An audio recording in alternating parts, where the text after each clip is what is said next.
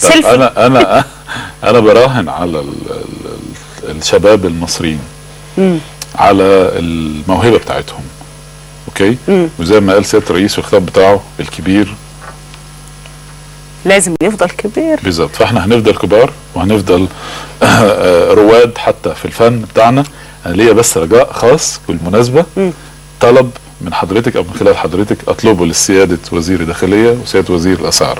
وهو الناس اللي بيحبوا التصوير، محبي التصوير في مصر والهواة وجميع رابطات التصوير، بينزلوا في الشارع يصوروا بلدنا الجميله وبيتقبض عليهم. انا يعني عايز اشرح الموضوع بمنتهى الاختصار. النهارده وزاره الثقافه وقطاع الفنون التشكيليه بيشجعوا الناس عشان ينزلوا ويعملوا فن ويعملوا معارض. ما ينفعش احنا نقبض عليهم من الشارع. لو حد عايز يخرب البلد وعايز يصور صوره عشان يعمل بيها عمل ارهابي، مش هينزل جهرا كده بكاميرات بعدسات زي كده ويقف ياخد صوره. اكيد الموضوع ده يعني واصل. صحيح. يعني احنا نقدر نقول ان دي دعوه لوزير الثقافه الدكتور عبد الواحد النبوي، انه على الاقل الناس دي تتقدم، يعني يبقى في نوع من اعمل لهم كارنيه. عايزين تعملوا ملفات في امن الدوله، اعمل لهم تحروا عنهم. ما عادش عندنا امن دوله مبدئيا، عندنا امن وطني، وده كان بناء على طلب الشباب. بس يعني وده موجود في كل حته في العالم. حقك تامن. طبعا. بس ما تاخدش واحد من الشارع وتقول له انت بتصور ايه، واحد بيصور جامع الرفاعي ولا وتحطه في السجن وتقول لا اللي ضحك يقول له هات الفيلم. فيلم ايه؟ كاميرات ديجيتال كلها. وبيقول ناس مش هتروح غير ما انا بحكي لك حوادث حصلت، مش هتروحوا غير ما تجيبوا الفيلم. طب فيلم ايه يا سيدي؟ ده ديجيتال.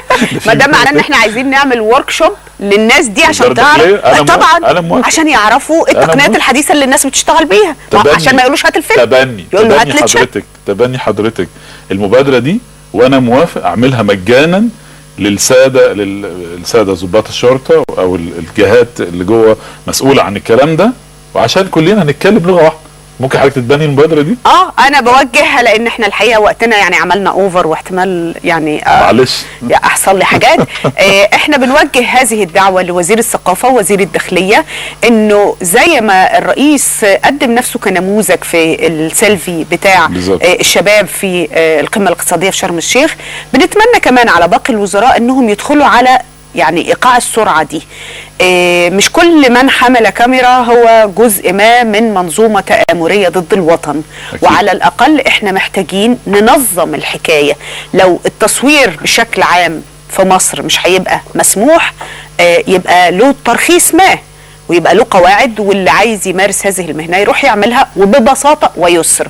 واذا كانت المساله محتاجه، وانا اعتقد انها محتاجه تدريب، لان التقنيات اتغيرت علشان الناس اللي بتتعامل في المواجهه مع هذا القطاع من الشباب تبقى عارفه حتى اللغه، علشان الشاب ما يضحكش عليهم جواه. فالمصور المصري العالمي خالد ابو الدهب جاهز انه يعمل هذا الورك شوب في جهات التخصص لصالح الدوله المصريه. بشكرك، نورتني والف مبروك. ويا رب دايما اسم مصر مرفوع من طبعا. النوبه للدلتا. أكيد تمام طبعا. وتحيا مصر. وتحيا مصر طبعا. بشكرك شكرا جزيلا المصور المصري العالمي خالد ابو الدهب، نورتني. ميرسي. وبشكركم، وما عنديش ولا حاجه غير ان اقول لكم بالخير يا رب، بالخير. باي باي.